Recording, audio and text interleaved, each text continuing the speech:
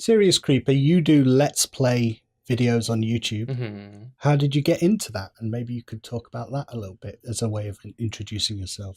How did I get into Let's Play? I think probably because so I moved from Germany to Canada about 9 years ago, I think it was. Yeah, over 9 years now. Jeez. And I used to, play games with like my little brother or something, or friend that I had there. So when I moved here, I kind of, I guess, was missing that. So I was watching other people play Let's Plays, and I thought, hey, I could probably try this out. This seems fun.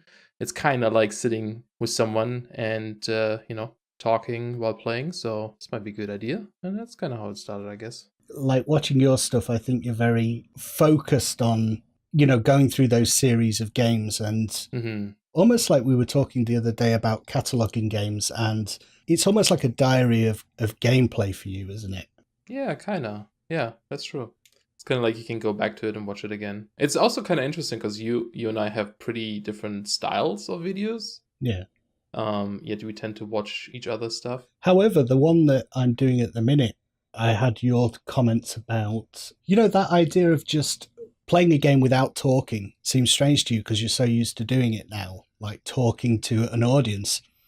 And playing through Kingdom Come Deliverance, I think we're going to talk about later, I kind of, for the first time, thought, this is what SE is talking about, because it's a blind playthrough. I'm not doing any editing. It's really nice to articulate your thoughts as you're playing the game. Yeah. And quite a pleasurable thing to do. And I've never felt like that before. Yeah, that's interesting. Until doing this particular Let's Play. So I don't know what that means, but I kind of understand a bit better when you were saying that about it's kind of weird not to talk to someone while I'm playing a game these days.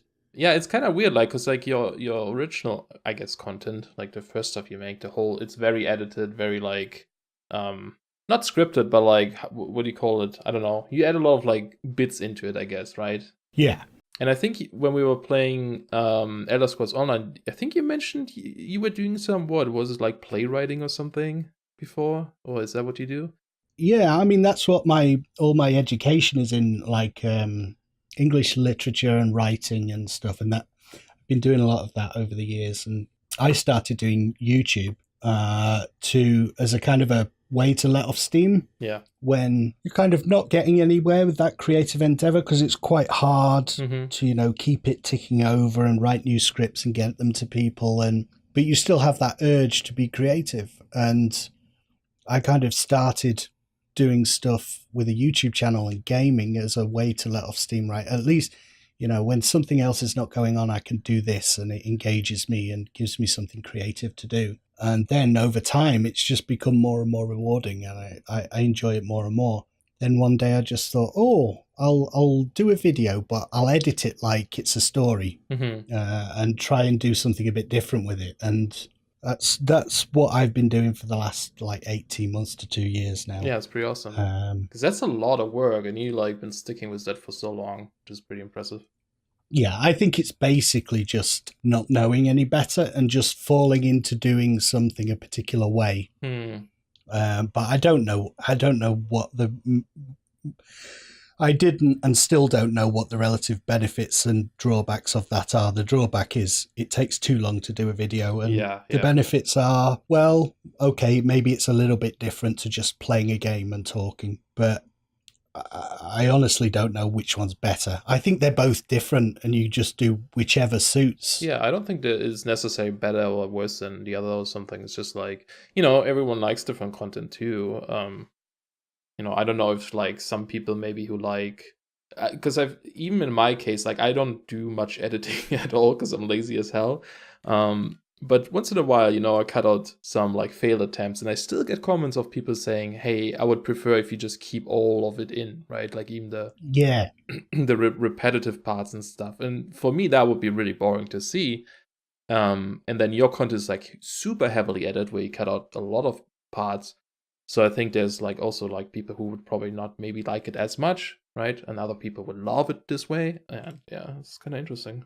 Yeah, I think some people go to Let's Plays to watch a game that they haven't bought yet or they're thinking about buying. So if it's an edited thing, then they're definitely not getting what they want out of that video because they want to see the game. They don't want to see you cut it up into little chunks. They want to see the whole game play out in front of them. But I think a little bit, if I'm brutally honest, a little bit of it is insecurity. Oh?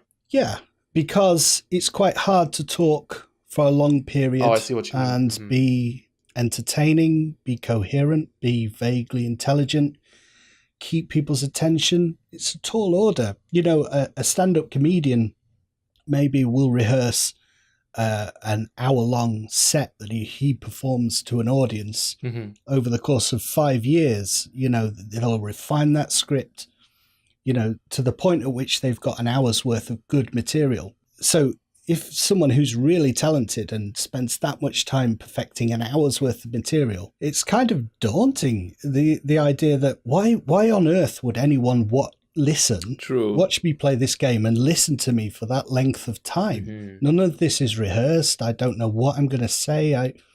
So I think the editing is partly down to that. It's like, well, if it's edited fast enough, I can cut out all the pregnant pauses and the stupid things that you say. True. And you can just cut it down to hopefully the good stuff. So I think that if I'm honest, that's in there. So, and honesty is important, isn't it? It's important in life, honesty. Yeah, but no, that makes a lot of sense. Yeah, because like, I mean, even if you, I guess, play and record, you still have the ability to cut out parts you don't like, I suppose. Yeah. Shall we go on and talk about games? Because it is about. Does that work? Do you think we've introduced ourselves enough? Probably. Maybe too much. Who knows? With all maybe all that rambling. We were going to talk about games. Basically, the structure that we had in mind was that we'll have an introduction in the first episode. This is the first episode. It'll be us talking about ourselves a little bit, so people know where we're coming from. Yep. But in future episodes, perhaps if people want to comment and things, we'll do basically feedback and catch up with what people have been saying at the beginning. Then we'll talk about some games, and then at the end we'll maybe talk about some news or trending topics or something that's piqued our interest. Yep. Believe it or not, this podcast is not just about us. It's about games. That's the thing that it's like, how do you do a podcast and talk about yourself without sounding self-absorbed and For sure. Navel gazing. I don't know. Is that a phrase that what? Nasal gazing? Navel gazing. Oh. Basically, you're looking at your belly button. You're regarding yourself and examining yourself too closely. Navel gazing. I like it. I think that's what it is. I mean, maybe it's not anything to do about your navel. It could be naval as in ship's navel. Gazing. Gazing with a telescope from the bridge of a ship. That would be navel gazing. Interesting. Yeah, I never heard that. But then again, English is not my main language, so. No, well, I was hoping to learn a bit of German, but we'll do that in the future, maybe. What is a phrase that? Basically, all right, bit of a diversion, but what the hell? Maybe you can just explain to me what is Schadenfreude. Okay, so there was a really good explanation once in English, but it's basically when you feel joy of someone else's like misfortune. So if you fall down the stairs. And I think it's hilarious, for example. That's Schadenfreude. Or maybe you do something bad to me, then something happens to you and I laugh about it.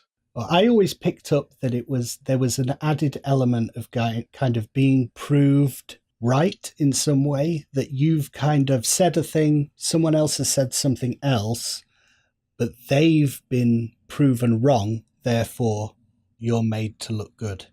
Is that not? No, I don't think that's quite it. I'm sure there could be situations where that maybe applies, but it's usually like it's the word itself is pretty much like two words, Schaden and Freude. Schaden is like damage, something happened, and Freude is like joy. So it's like, okay. Like I said, you watch someone happens to them or so, and you find it hilarious. That's what's called Schadenfreude. What was it? Damage and joy. Yeah.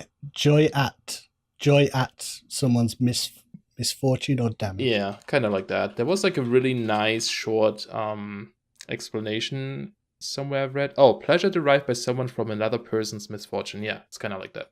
I'll think of another word to ask you next time. Okay. I would like to ask you English words, but I don't know if there's any. Well, we had navel gazing, so that's one, I guess, we covered. So we can have a whole Welcome to the we can have a whole podcast about navel gazing, I think. Yeah. A spin-off podcast. Yeah. But hopefully people, if they haven't realized already, we're going to go off at tangents. But maybe we should talk about games. Yes. Some games.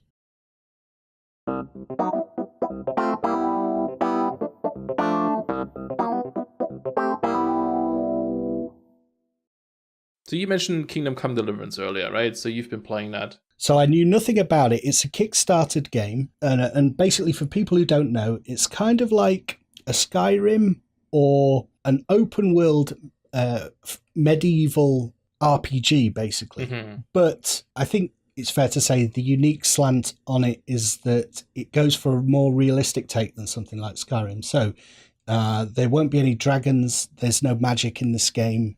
It's not your Dungeons and Dragons fantasy world. It's actually based in a point in time and a place that did exist and some historical events that happened in that place. Bohemia in like 1406, I think it is.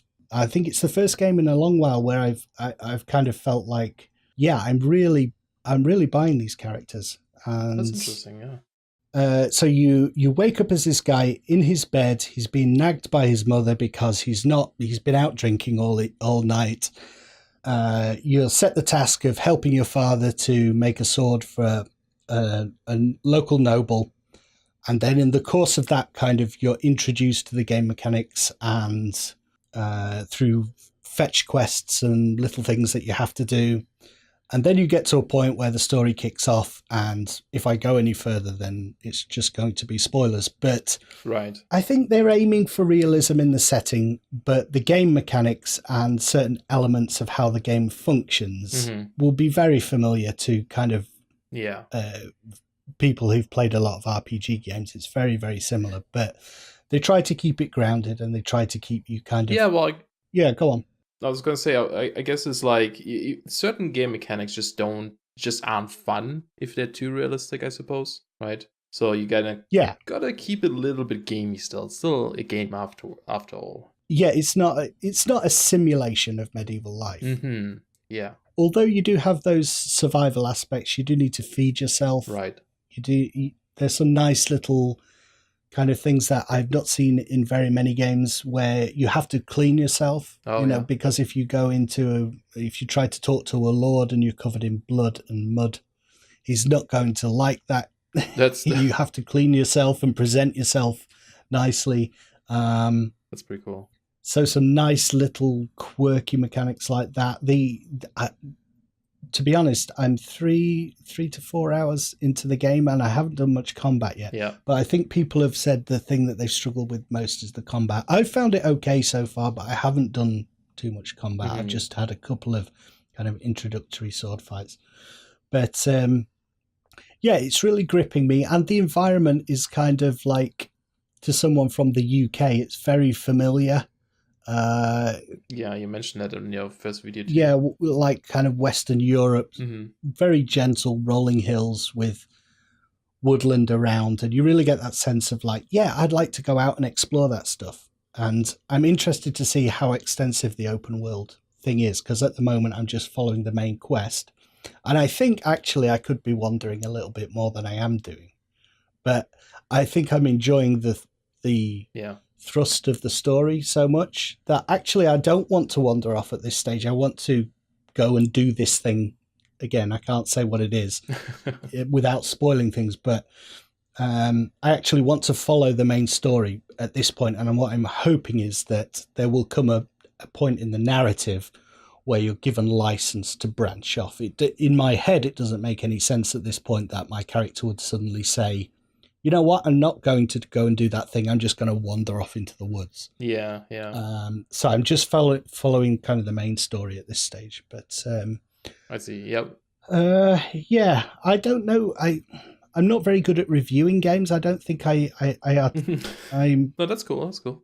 I don't know if I've got the gist across there, but so far I'm kind of really enjoying it. Yeah, it's interesting that you say that it's really polished and stuff, because I hear a lot of like people having a lot of bugs with this game at the moment. There are a lot of issues where people lose several hours of gameplay or have to completely restart because something is broken, they can't proceed, save files being deleted, that kind of stuff.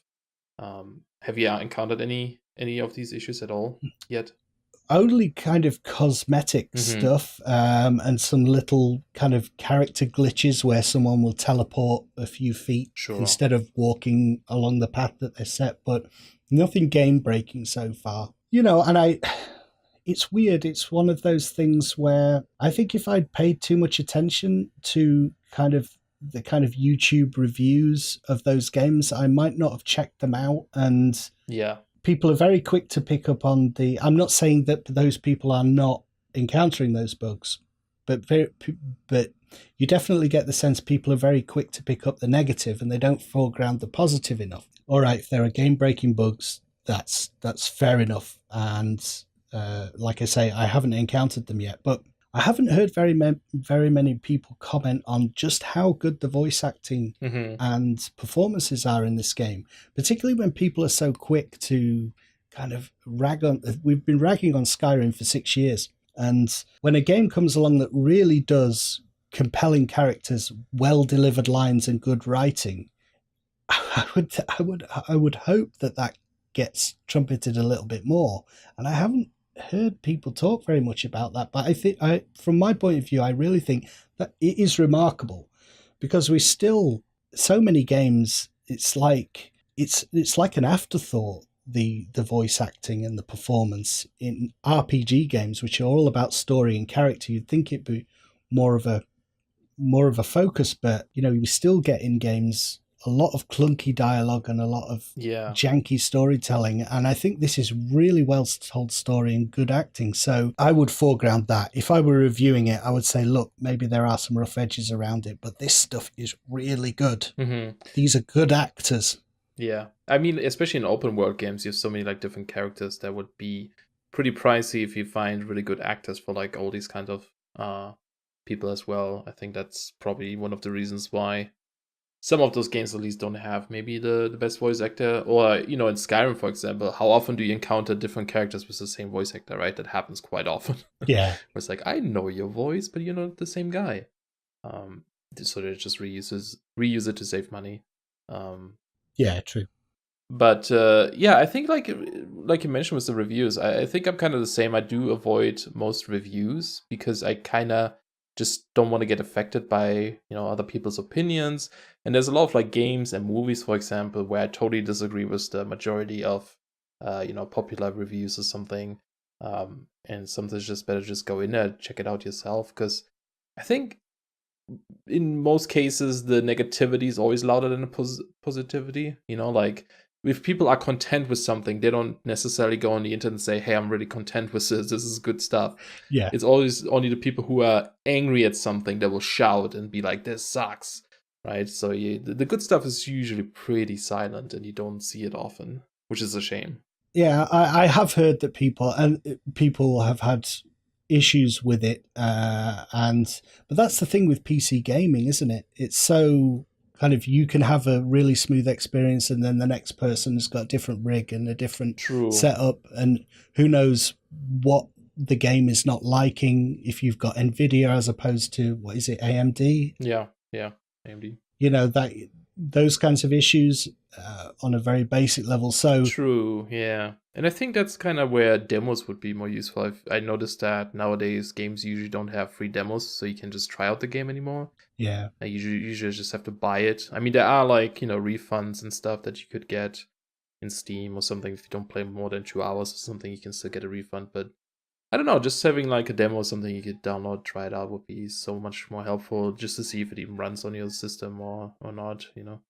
yeah. I wonder if the kind of decline of demos as a kind of a standard has happened as streaming and as YouTube has grown up Mm-hmm. around, so people can watch their favorite streamer, and that's as good as a demo for people. Yeah, except you can't really test, I guess, if it runs on your system, I suppose. You know. Yes, good point. Yeah. Now, like, I don't want to go into like spoilers or something. So I watched a few videos of Kingdom Come Deliverance. I haven't played it myself. Yeah. I don't think I will, because I don't think I'm too into this like super realistic thing. I think I would miss my, Skyrim kind of like fantasy stuff in there a little bit. So I don't know if I would necessarily spend money on this yet. That's interesting, though, isn't it? Like, is that magical aspect something that is that important in that kind of game for you? Then it must be if you're not going to play Yeah, it. I think so. I thought I tried to find like games that are like super realistic that I've played, but I don't think there is really that much. I think I like, which is also kind of weird because when I play Skyrim, I try to add as many realistic mods, I guess, as possible. Like, the ones where you have to eat and you freeze and that kind of stuff. Although maybe that's more immersion than realistic, I suppose. So those are maybe two different things. It doesn't appeal to me as much as like, the fantasy setting, I guess, because it's I don't know what it is. Maybe it's just because it's like, you want to kind of escape from the real world a little bit.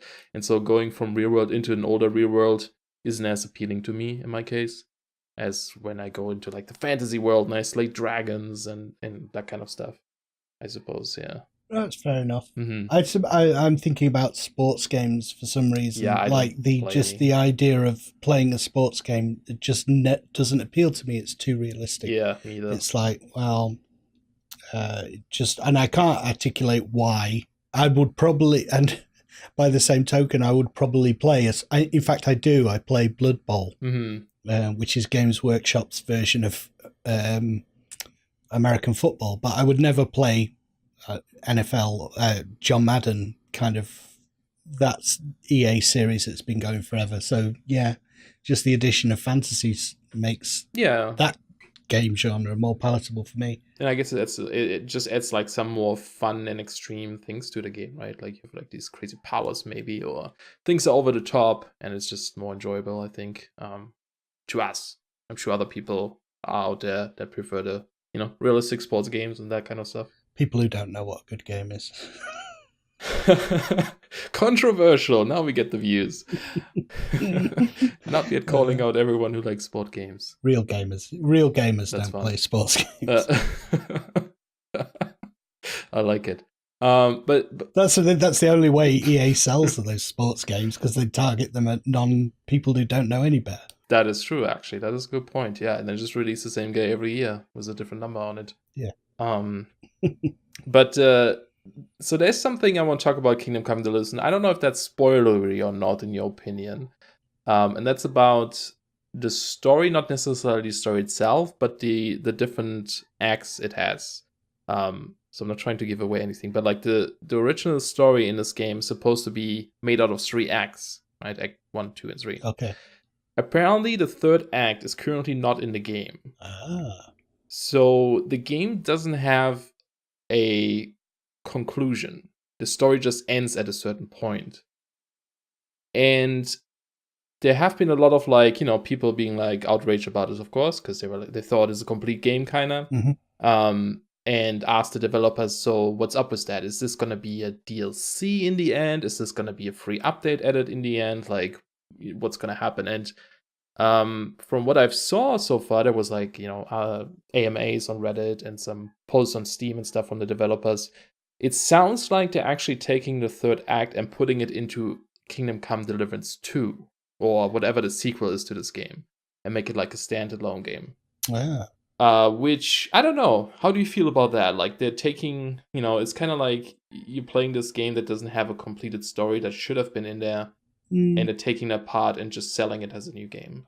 Yeah, I think if it's a story-based game and there's an abrupt end, I can understand how people, you buy an RPG to play a story, and if the story just finishes, I mean, there's something to be said for telling a story and then leading into a sequel, leaving maybe plot threads or something that can be picked up in the sequel. But if it just stops abruptly with no resolution, that's not great, is it? And you can make it all kinds of excuses with it being kickstarted and crowdfunded, but then, like I was saying at the beginning, if you're shooting for high production values, you want to produce a AAA game, then you can't fall back on that kind of excuse, can you? Yeah.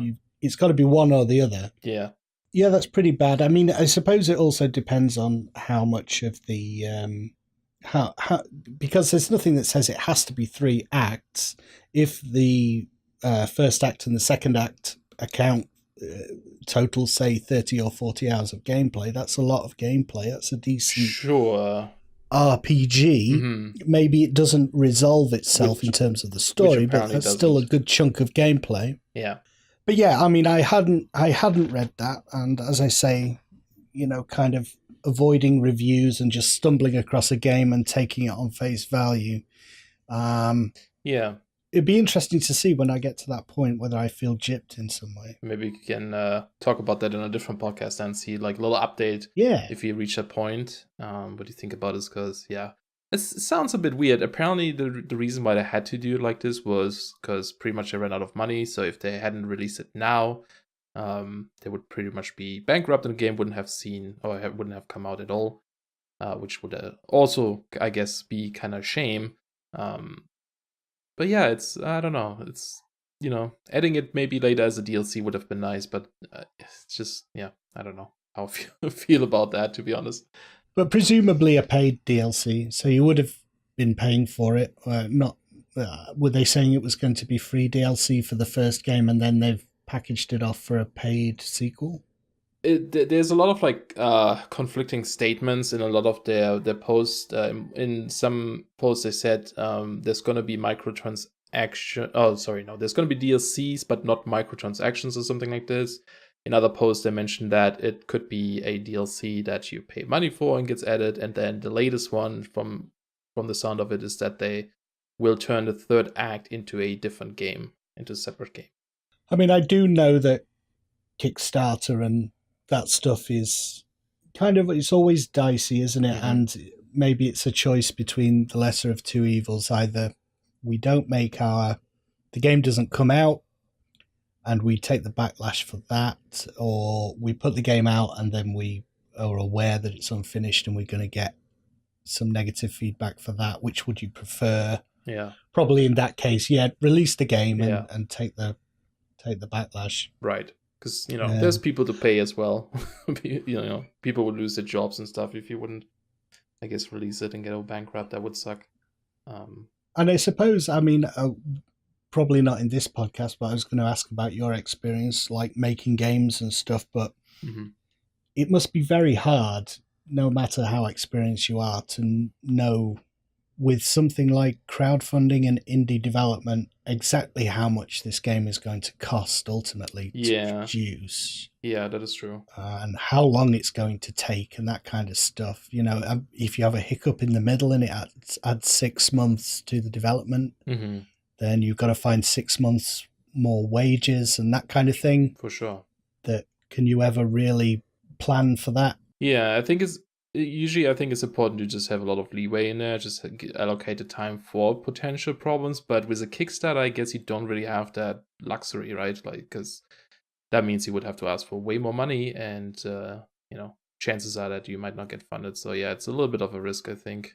But yeah, maybe that's something for different podcast. Be interested to talk about at some point in the future. For sure. But I was going to ask you, shall we talk about Into the Breach? Because we both brought a game each, and you've been playing Into the Breach, which is a bit of a different type of game for you, isn't it? Completely, yeah. Because so Into the Breach is the newest game by the FTL people, Faster Than Light subset games. You played Faster Than Light, I'm guessing, because you're kind of in this type of game, I think. Yeah, yeah, it was an awesome game. Right. Yeah, and it's really popular. I played it for about 2 hours. I didn't get too much into it. But basically, Into the Breach is like a turn-based strategy game as well. You control mechs that can time travel pretty much, and you travel into the past and try to save the world from these like aliens that they call Vex. And then if you lose, you would kind of like travel out of the timeline. Your timeline is lost. That's kind of like your roguelike part there. You just get out of there with whatever you had, unlock new things maybe, and then you restart the game, travel back into time, and try to do it again, save everyone. That's kind of like the the premise of this game, I suppose. Right. And yeah, so personally, I have this thing, and I don't know what it is, but like when I see someone play these turn-based strategy games like XCOM, like, you know, Into the Breach, whatever, and Advance Wars, what have you, they look really fun to me when I just watch people play it. But every time I play it myself, I don't really get invested in them, and I'm not quite sure what it is. I think part of it is that they're pretty. You have to be pretty involved in some of these. Like, they take a long time. Like, I noticed that when I played XCOM myself, a mission can take an hour or so, maybe. Yeah. Then you have to do a lot of outside of the combat, where you have to manage your base and upgrade things, upgrade your your soldiers, that kind of stuff. And I don't think I have the attention span for that. Maybe that's just what it is. But like Into the Breach is a little bit different. So I saw people play it again. And I was like, okay, I'm gonna give this a try. I bought the game, I played it for a while, and I'm really enjoying it. And yeah, I think it's because it's a bit on a smaller scale. You don't have your hub that you upgrade. The only thing you kind of unlock is new mechs. You have to do like achievements to earn coins, and then you use the coins to unlock the mechs, and they have different abilities and that kind of stuff. But besides that, you don't have a base. You don't upgrade something overall. It's just like, just jump in, do a quick round. The maps are way smaller than any other games I've played. They're really tiny maps. You only have to survive like 4 or 5 rounds. That's usually your goal, your main goal, to just survive a certain amount of rounds. And then you have like bonus objectives, like try to protect this coal factory, or I don't know, use this artillery to shoot five Vex or something, those aliens. But no matter what happens in a map, if you just survive these like 4 or 5 turns, you win that mission. You just go back. So it's really like you can just open up the game, play for like 20 minutes maybe. Some missions are like 5 minutes long maybe if you're super quick. Some can be 30 minutes if you're like slow and have to think about your strategy. And then you can just quit, come back later. So there's not too much time investment, I suppose, compared to like the other games. Yeah, I think watching your video of it seemed you can definitely see kind of the faster than light influence on it, in that a run of faster than light can maybe take, if you're good at the game and know what you're doing, maybe you could complete an entire run in about an hour.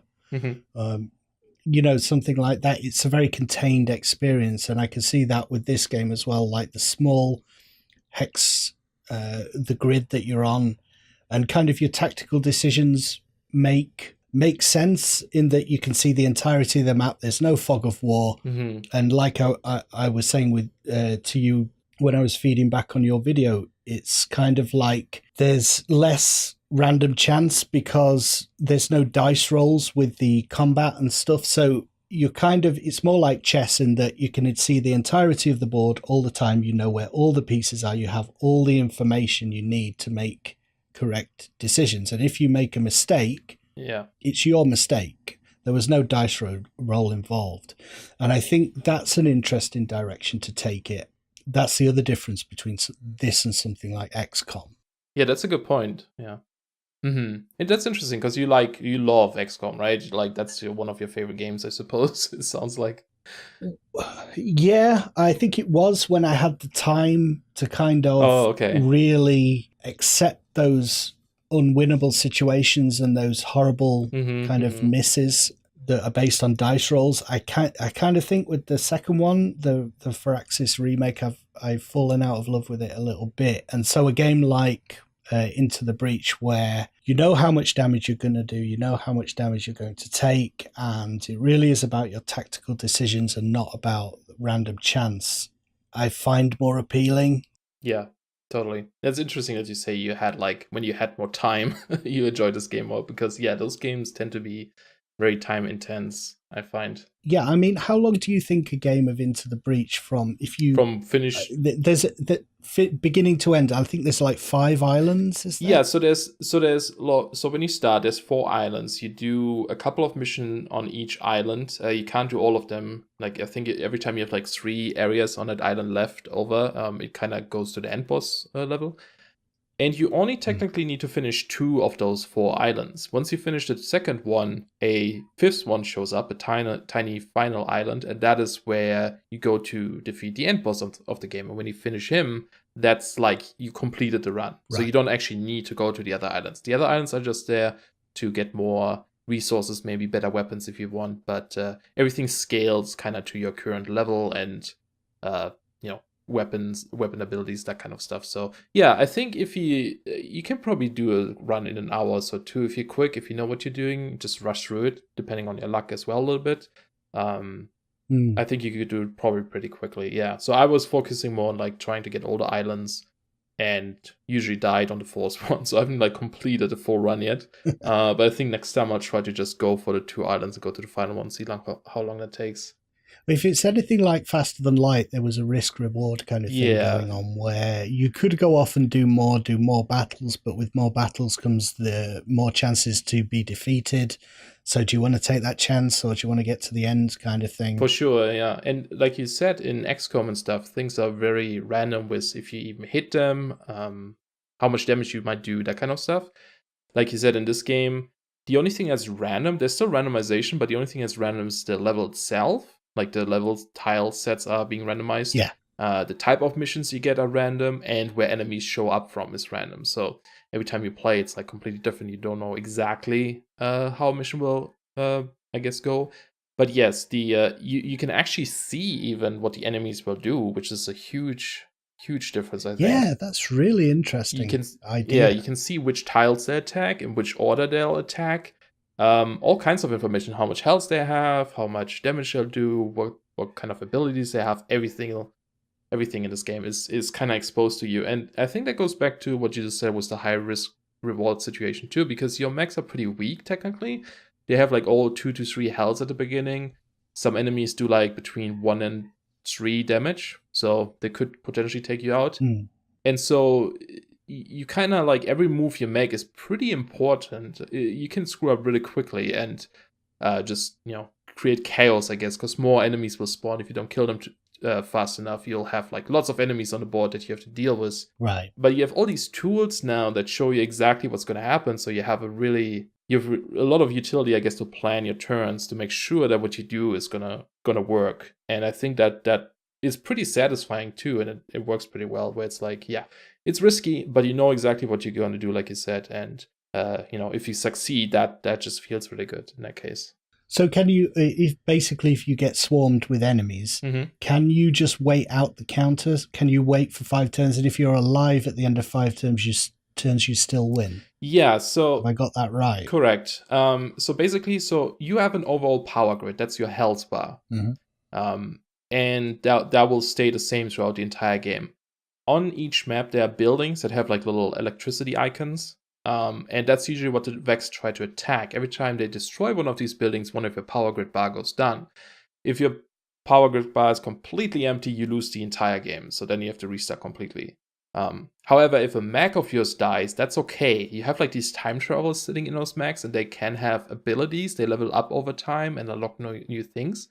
But if they die and you don't have any spare ones, it just gets replaced with like this AI pilot that you still control, but they just don't have any like special abilities or something. They're just like generic pilots, I guess. So there's often situations where you really just may want to sacrifice one of your mechs, like jump in front of an enemy to protect the building, because the buildings is really what you want to focus on. And, the mech might die in a turn, you can't use it for the turn, but yeah, you can just wait it out until these 4 rounds, whatever, are over. There can be billions of Vex on the board. It doesn't matter. As soon as you run out of these like turn numbers, then you finish the mission, you go back, and your mechs get revived with that AI player. So the only thing you really want to protect is those like buildings, I suppose. That's your overall main goal. Right. I had another follow-up question while you were talking, which was a big part of FTL was replayability, kind of unlocking new ships and stuff that would encourage you to do repeated runs, maybe even on higher difficulties. Is there anything like that in Into the Breach? Yeah, so you have so at the beginning you start with 3 different mechs. I forgot what they're called. They have like all different names. I think Rust Buckets is like the team name. They have like specific abilities and weapons they start out with, health, all kinds of stuff. And so throughout the game, you can do they call it achievements, which is a little bit weird because usually you would think about achievements as like just something to show off maybe. But completing achievements in this actually earns you these gold coins, and these gold coins you use to unlock different type of mechs. So there's like, I think there's like 10 sets maybe. I forgot the exact number that you can unlock. So yeah, you kind of try to complete some of these achievements so that you can unlock different mechs. They have completely different abilities. I only unlocked one. Oh, I think I unlocked 2 sets, but I only played with the second set so far, and they play completely different from the first set. So that's kind of like your, I guess, replayability. And then throughout the game, you of course unlock different weapons that you use in that turn or in that game, I guess, in that run, that can change your entire strategy and how your mechs work, I suppose. That's cool. Yeah, but beyond that, I mean, there's time travels you unlock too, so you can choose a different starting time traveler that just has, specific abilities that's in one of your mechs. And color sets for your mechs. But beyond that, from what I've seen, that's all you can really unlock, and that's kind of the replayability. So I don't know if that's enough for people to stick with a game like this for really long. Yeah. I usually don't play or stick to games for super long anyway. I like switch them out. So I think for me it would be fine. That's good enough. I'm interested in how the other mechs work, but I don't need to test them all. I just need to test a couple and then I'm good. But yeah. The thing is with that kind of game as well, it's such a low kind of resource. It doesn't take much resources. It's hard. It's not a very big game on your hard drive, so you can kind of just have it there and fire it up if you just want a quick game. Yeah, exactly. And because the rounds are so quick too, it's just like, oh, I have, I don't know, 30 minutes time to play something. Just launch it up, do a few rounds, right? And I think it's like $15 right now or something, I believe. So it's pretty not bad. Shall we do it? Shall we do a scoring system? A scoring system, we should. System. Yeah. What do we score though? Something out of something. Yeah.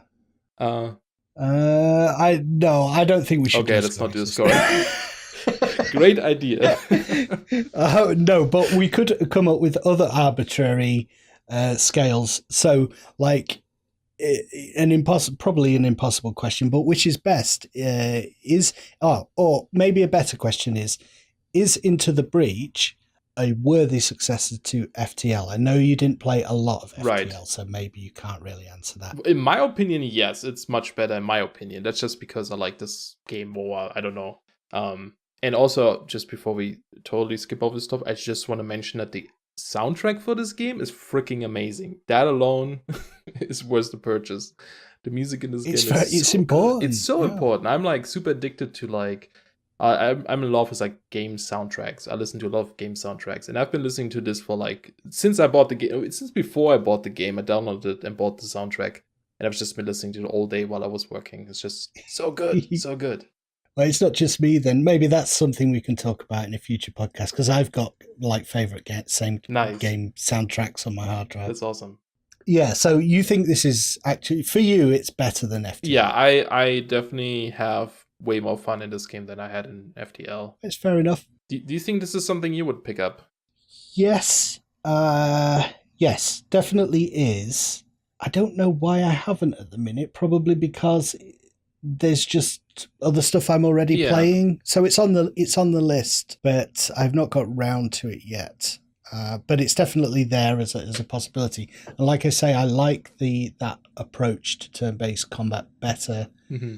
It reminds me of one of my favorite games, Final Fantasy Tactics, which was nice. quite an old game now, but very similar. Small maps, but again, the RNG wasn't there. You always know what your guys can do and what the enemy can do to you, and you just have to use those skills and abilities in an intelligent way to win. Right. Yeah, from all the like tactic games, I think I played that one a little bit more than other games. And there was this one I think it was for PSP. It was called Jeanne d'Arc or something. I'm not quite sure. But that was super interesting too. But beyond that, I'm just never stuck with those games for too long.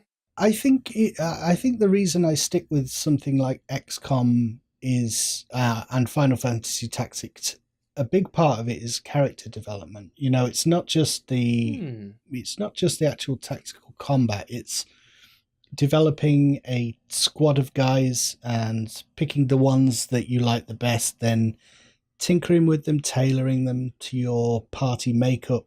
There were so many options in Final Fantasy Tactics for how to build out your characters. You could combine classes, you could switch classes, you could come up with weird skill combinations, and XCOM lets you do that to a lesser extent. But again, your squaddies in that game, you grow an attachment to them. So I think a big part of it is character in a weird way. You think of tactics games and turn-based tactic games in particular as quite a dry thing, not much story. It's just about maneuvering. It's a glorified or graphically intense version of chess or Go. Yeah.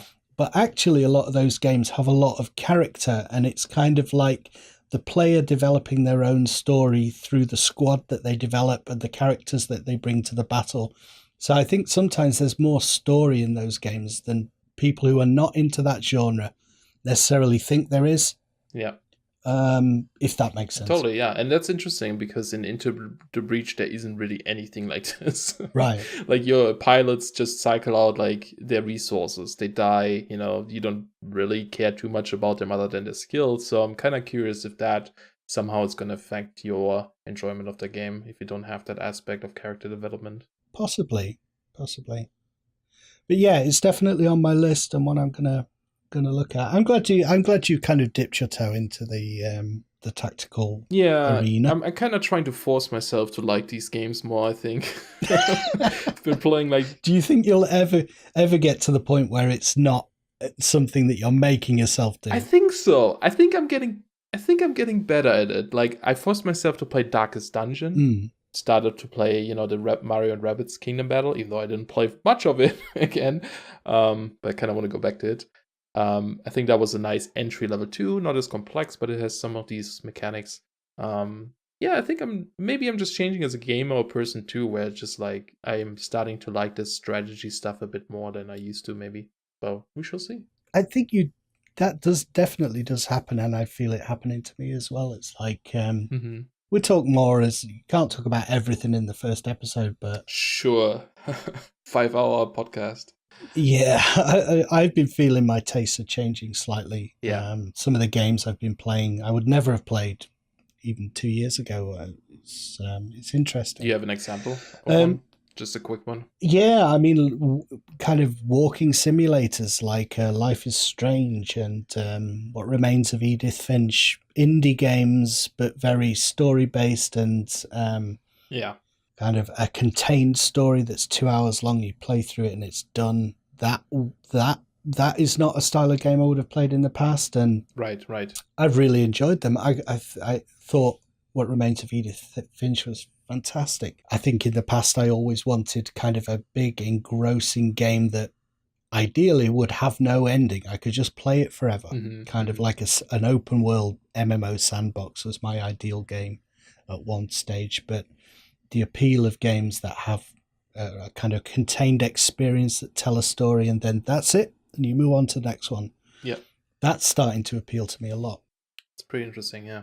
That would be a nice topic to talk about, these type of games, for sure. I would like to talk about them because I've enjoyed them a hell of a lot, and a lot more than So I'm glad for that change in me. Anyway, nice.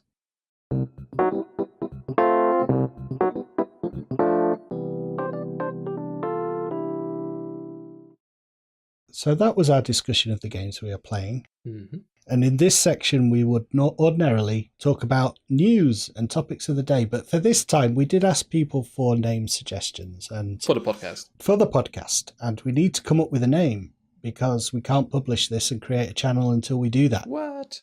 We wanted to say thank you to people, didn't we? Yeah. Thanks for all the suggestions. There were quite a few. People are pretty creative.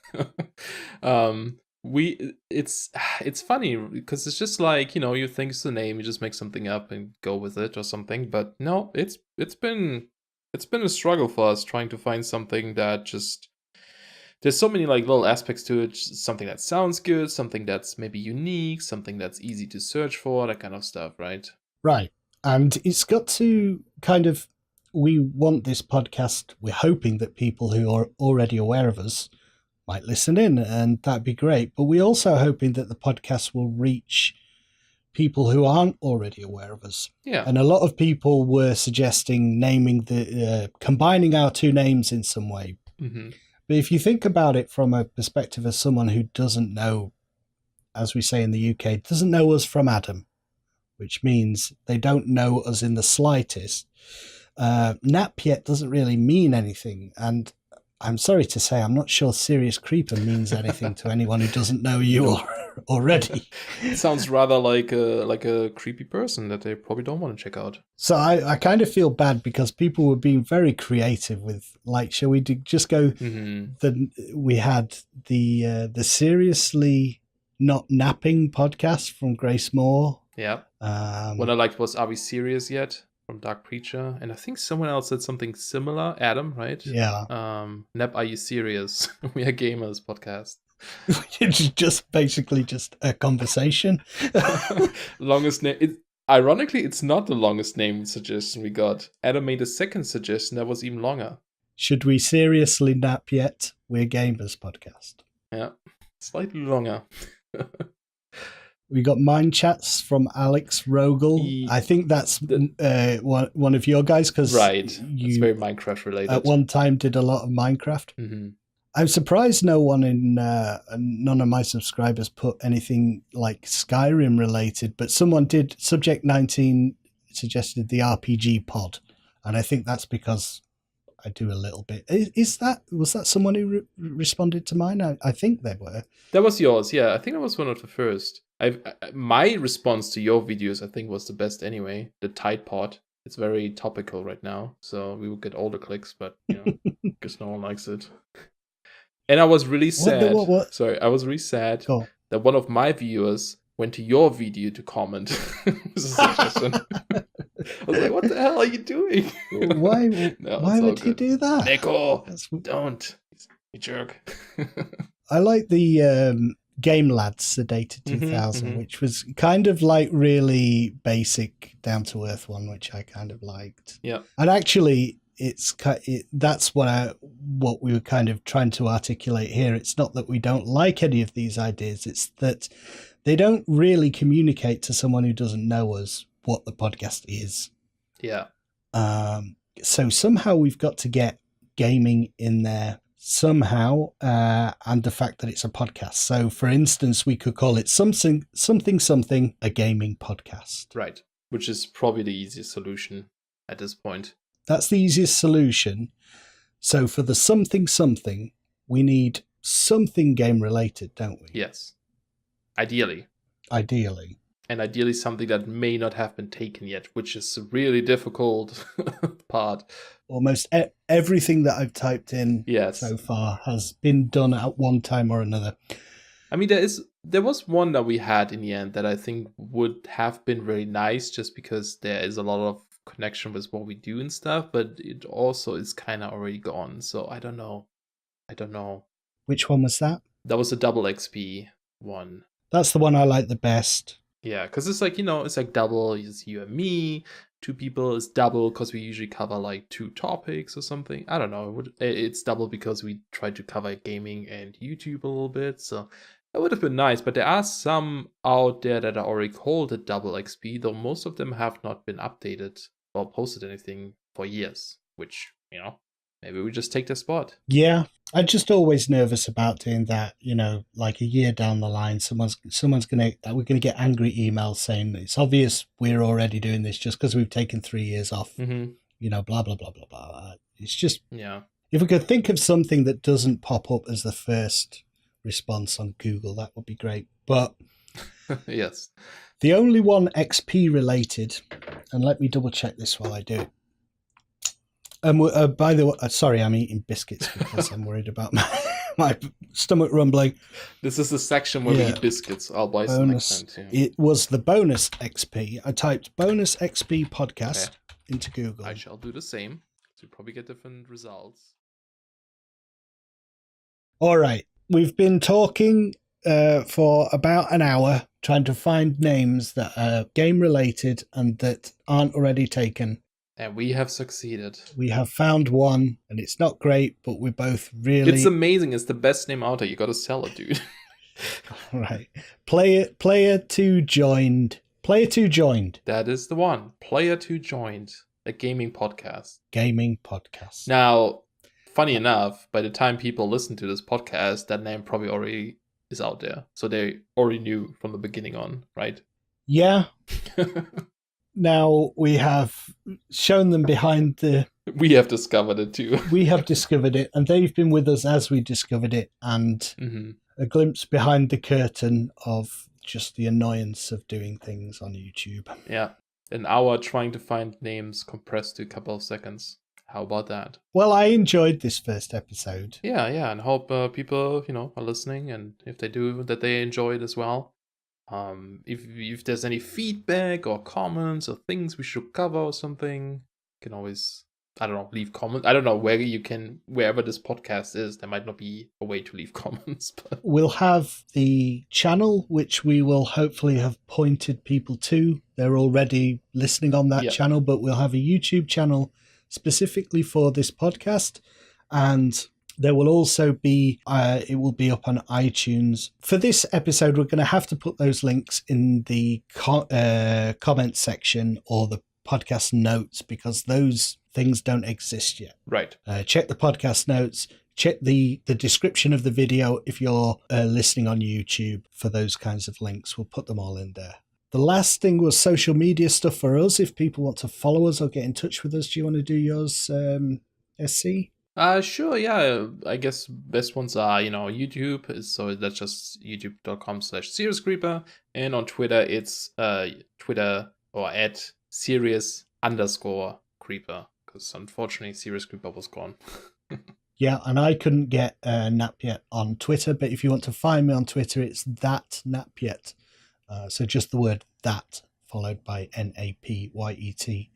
And I am Napyet on YouTube. That's the name of my channel. And if you want to visit my website, that's napyet.net. And that is where the podcast will be hosted once it's on iTunes. Right. I think that's it for this episode. Yeah, I think so. Wow. That was a lot of fun.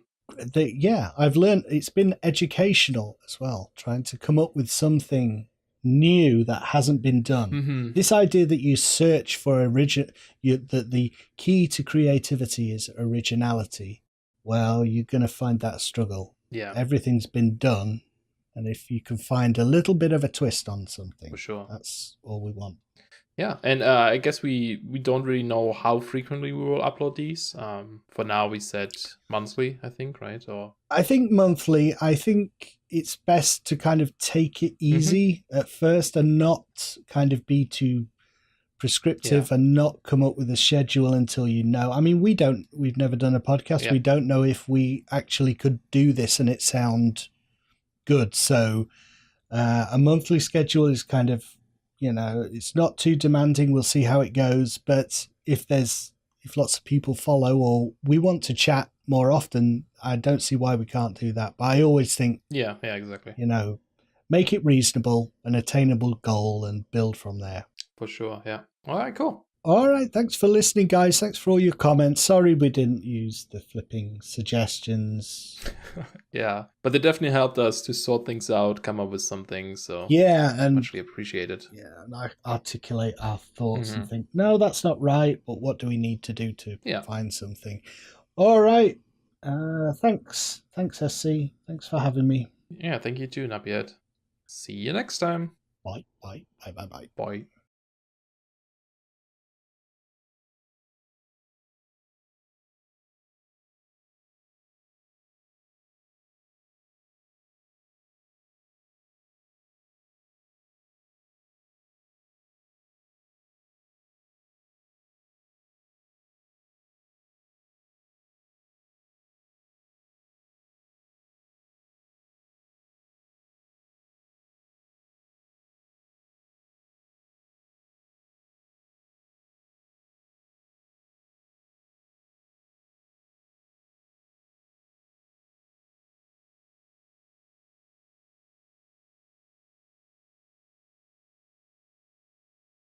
Can we come up with something that's like stereotypically to do with our nationalities? like biscuit and sausage for German.